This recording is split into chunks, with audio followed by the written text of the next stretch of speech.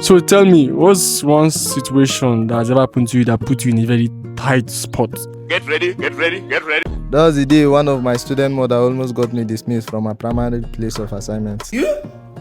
And if not for God intervention, I don't think I'll be able to defend myself that day. Carry on.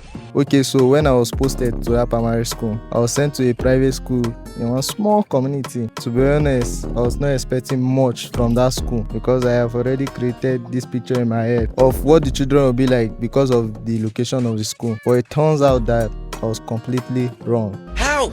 Because those children were on another level of understanding and respect, and they turned out to be the sweetest children I have ever met.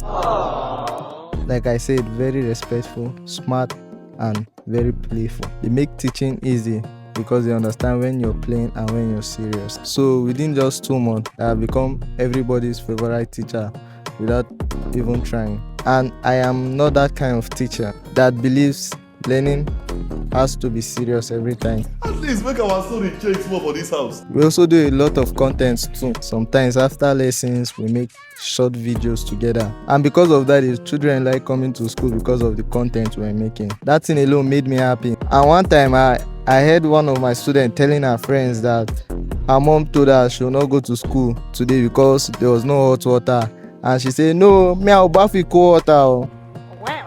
She doesn't want to miss school because that day was Friday, and normally in the school that is when we normally do our content, but we still do small content from Monday to Wednesday. But Friday is the main one. That is to tell you how much they now love school. Okay. So one Wednesday afternoon, we were shooting one content in my class. I think it was pick and act, and I was the first person to start, and the camera was on me and the mic was on my chest. So I just pick and I won't just start to the act be that. When all of a sudden I heard shouting outside the school compound. The shouting was so chaotic that it attracted people in less than 20 seconds. What's happening? All of the teachers ran outside, including the student. Me now, I didn't rush out. I was just observing through a window. The woman was shouting on top of her voice saying, "Call that copper! Where's that useless copper? Today everybody will know the kind of person you are." Yeah.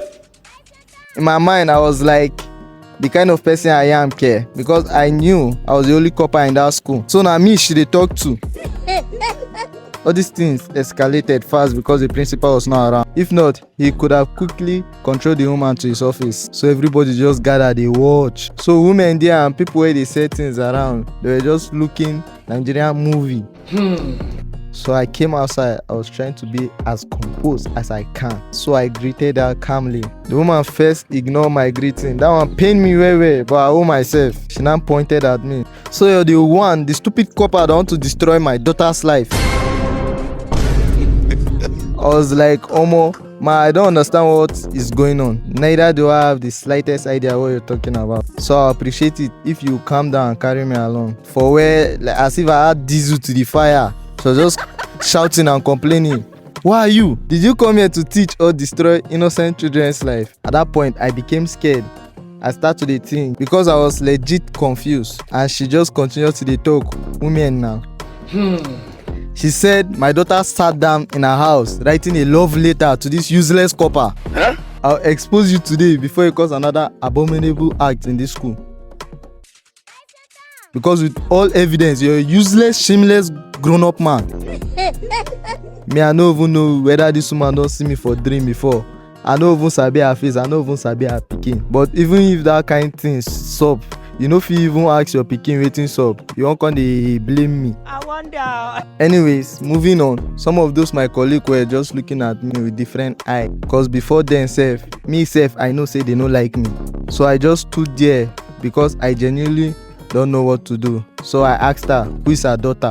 So she then pointed at one quiet girl standing at my back, and the girl's name was Remy. Immediately I saw her, I became even more confused because I have never taught in her class before. I was teaching JSS 1 and sometimes JSS 2, and she was in JS 3. So aside from her greeting me and I responded as her teacher, we never had any conversation before. So when I looked at this girl and I looked at her mother, So I realized something. Omo, if this case pass here, they fit no hear my own side of the story. And if we analyze this talk and nothing reasonable came out, nobody go reason whether I dey innocent or not. Cause na this kind case community dey like take serious, and me I no blame them really. And nobody go believe me if that letter truly sounded like a love letter. That is when I saw something. Remember I told you we were doing content before all this whole thing started, right? Yes, that's correct. Omo, my camera boy, omo, God bless that boy wherever he is today, because the boy never stopped recording. Instead of panicking, he quietly turned the camera towards the scene that was happening. Omo, the shouting, the accusation, everything that was happening, he recorded it. So I just gave him a thumbs up that he should continue the brave act. Immediately I walked close to the girl. My microphone was still on me, so I asked her, Remy, did you write me a letter? And she nodded her head. So I further asked, why? She said, sir, my mommy did not read everything. She only stopped at where I wrote, I really want you, sir. But that was not a love letter. Me now, omo, my mind don't calm down. So I collected the letter from her mother's hand.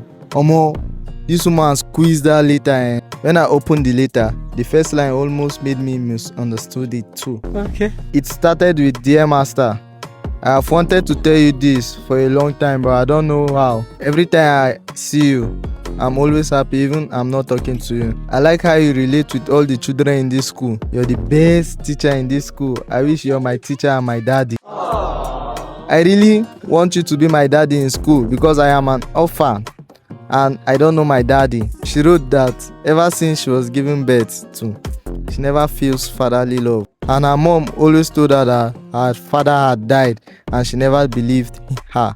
Because one day she was going through her mom's phone and she found a number saved there as Kenny. And in the letter, she wrote that her mom always fights with the Kenny, that he is a wicked man, useless man, but omo, that one na family stuff, make I just leave that one aside. So she took the number and called the man, wanting to know why he doesn't want her, because she already figured that is her dad, based on the conversation that the man and her mother have sometimes. The man now wondered never to call him again because he wasn't even sure whether she's his child. Then she wrote something that I'll never forget, that every time I see you, I kept wishing that God has given me a father like you.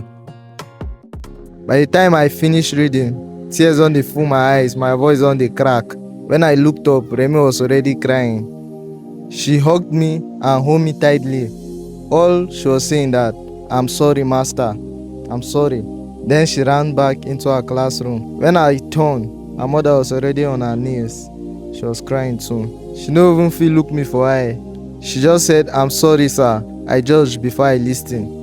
I never knew this was what my daughter would have been carrying. Since my daughter trusts you too much, so I trust you with her, and she left the school shamefully.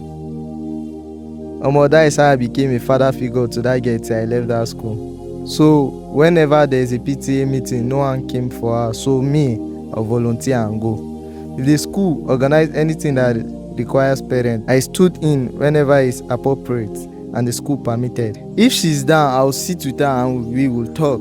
Like I said, this girl is intelligent and well disciplined, and I don't even know how that is even possible, that reckless mother of hers, and without a father figure in her life too. And the funny thing with this girl is say her mama dey provide anything wey she need and na she dey even first pay school fees, so she doesn't need no money, she just need attention. So I did my best to fill that empty space in her heart, and mind you, I wasn't trying to replace nobody. I just didn't want her to grow up believing that she has nobody. Looking back now, I don't even remember the embarrassment from that day anymore. I only remember the girl behind the letter. And to anyone watching, if life ever gives you an opportunity to become a safe place for any child, whether you're a teacher, a copper, uncle, or simply someone they just trust, please don't abuse that privilege. A child's trust is one of the purest things you ever receive. At that age, they don't really know who is good or bad. They simply believe the adult around them. So don't become the reason they grow up struggling to trust people. Instead, be the person they grow up to remember, saying, thank God they met this person. Children may forget the lesson you teach them, but they will never forget how safe or unsafe you make them feel, and it cost you nothing to protect their innocence. So looking back now, that moment to me was worth more than any award NYSC could ever give me.